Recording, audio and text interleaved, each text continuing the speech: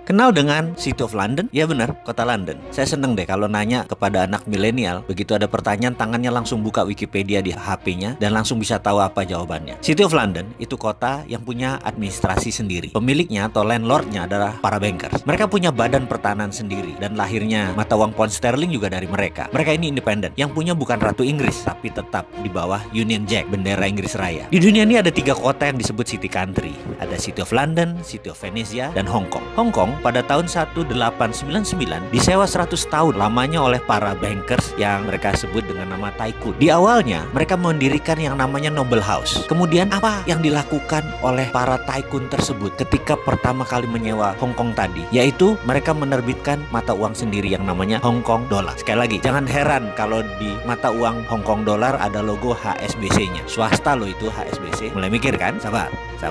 Banyak tabir yang akan dibuka agar kita semua bisa cerdas bernegara. Oh ya, Hong Kong tadi 100 tahun kemudian, yaitu pada tahun 1999 kembali ke tangan Cina dan ternyata mata uangnya masih Hong Kong dollar. Kok tidak yuan? Kita lanjut ya. Dengan sejarah City of London dan Hong Kong tadi, saya kok jadi ingin juga punya City Country atau mengelola City Country. Bener deh. Kalau melihat sejarah, mata saya akan melirik Provinsi Yogyakarta. Sultan Jogja ketika kemerdekaan dulu ditanya Bung Karno tentang posisi Jogja. Maka Jogja memilih ikut NKRI. Padahal Kesultanan Jogja usianya lebih dari 500 tahun. Bisa saja Sultan Jogja menyatakan bentuk negaranya kerajaan deh dan Bung Karno jadi Perdana Menteri seperti Inggris. Sultan Jogjanya jadi raja. Tapi tidak. Sultan Hamengkubuwono menyatakan ikut NKRI dan membantu NKRI yang masih baru, yang masih muda tadi. Emas dan harta Jogja di awal berdirinya NKRI banyak membantu negara ini. Tapi ada yang lucu. Di zaman presiden yang lampau, pernah ada peristiwa yang menantang Kesultanan Jogja untuk dicabut hak keistimewaannya. Itu siapa yang nyaranin? Pasti nggak tahu sejarah mereka itu.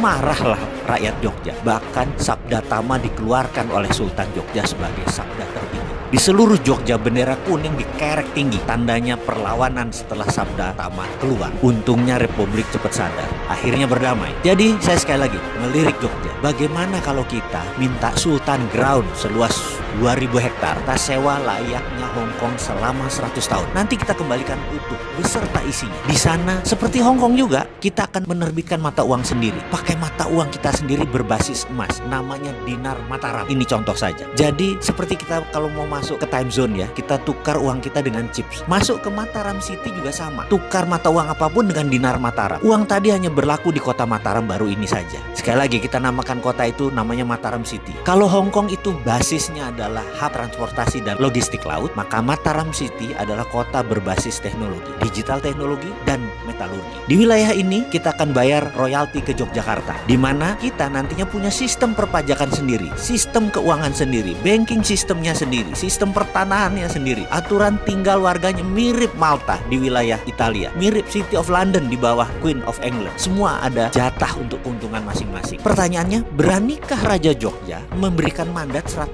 tahun Sultan Ground itu untuk kita jadikan City Country? Tapi sebentar, kalau saya kok jadi takut dinar Mataram jadi mata uang dunia, lalu rupiah jadi kalah, saya juga jadi takut. Ternyata banyak warga yang mau tinggal di Mataram City. Ya sudah deh, gak jadi Kanjeng Sultan, gak enak sama Republik.